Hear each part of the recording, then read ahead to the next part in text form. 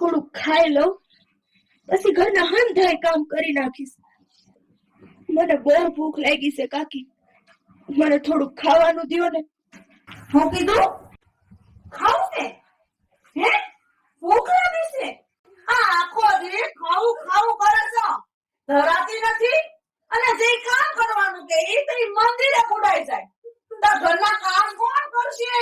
તારી માં ઉપરથી નહીં આવે રોજ કામ કરવા. ના ના હો કાકી, એવું જરાય નથી.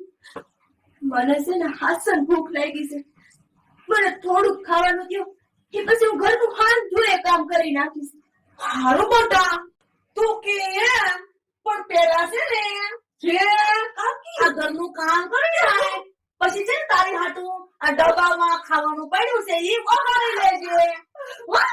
ગમસી લેજે પછી. ઓકે તો કાકી